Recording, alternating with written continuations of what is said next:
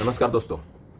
America और Iran का युद्ध तो रुकने का नाम नहीं ले रहा है और यह पूरे दुनिया के लिए किस तरह आर्थिक स्थिति खराब कर रहा है वो किसी से छुपी हुई नहीं है।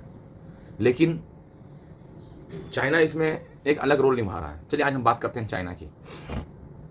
चाइना ने ईरान को चुपचाप हथियार दिए, सिस्टम दिए, कोऑर्डिनेट दिए, लेकिन खुद किसी भी तरह युद्ध में नहीं गया।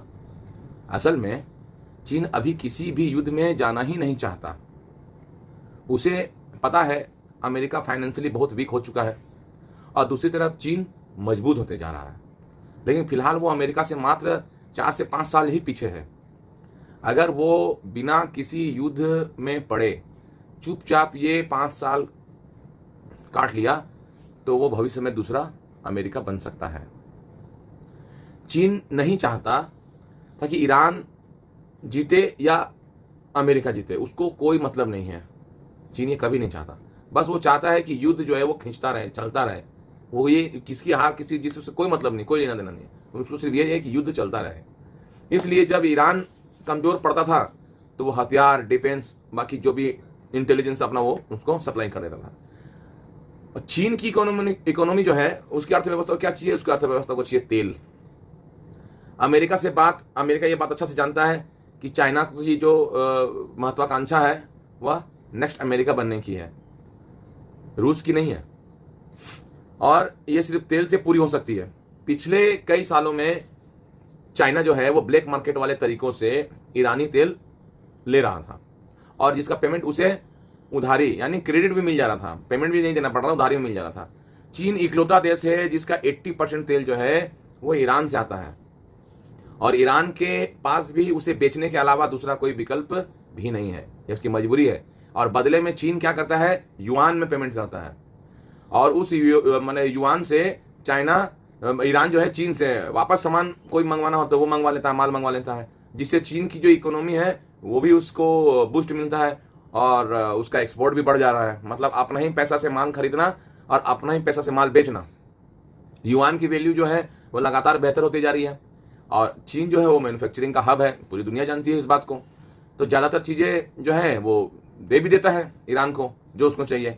रूस इतने दिनों से यूक्रेन युद्ध में उलझा हुआ है, नुकसान तो उसका भी बहुत हुआ है। उसकी मजबूरी थी यूक्रेन के साथ युद्ध शुरू करे, नहीं तो वो नाटो में घुस जाता और फिर अमेरिका जो है, अमेरिकी सेना वो रूस के बॉर्डर पे मिसाइल तैनात करके खड़ी हो जाती। तो रूस अमेरिकी मिसाइल को अपनी गर्दन के नीचे रखी छुरी बनाना ही नहीं चाहता था, लेकिन सीधा युद्ध वो भी नहीं करना चाहता था। अमेरिका ने सारी कोशिश कर ली थी कि वो ईरान का तेल चीन को बेचना, माने जो बेच रहा है उसको रोक सके, लेकिन ऐसा करने में अमेरिका नाकाम रहा। उसने ईरान को बहुत नुकसान पहुंचाया। उसने सोचा था कि ईरान के सुप्रीम लीडर को मारते ही वहां प्रोटेस्ट हो जाएगा और नई सरकार अमेरिका के समर्थन वाली बन जाएगी, लेकिन ईरान को डेवलप करने के ठेके मिलेंगे और उसे ईरान जो भी नुकसान हुआ होगा ईरान का उसको ठेका भी मिल जाएगा ठीक करने का। जैसे वेनेजुएला, इराक, अफगानिस्तान की तरह वहां अपनी अमेरिकी कंपनी भेजेगा और डिसाइड करेगा कि तेल किसको देना है और किसको नहीं देना है। मतलब चीन को तेल मिलना बंद, ब्लैक मार्केट, उधारी बंद, डॉलर को बाईपास करने वाला जो युआन में खरीदने वाला सिस्टम था वो बंद। लेकिन ऐसा नहीं हुआ।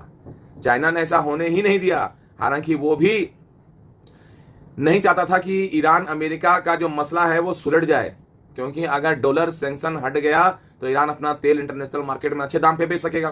बात समझिए, आज युआन में बेच रहा है तो कम रेट है, आज डॉलर अगर सैंक्शन हो जाएगा तो वो भी ऊंचा दाम में बेचेगा। तो इसमें अल्टीमेटली किसको नुकसान होगा? चाइना को नुकसान होगा।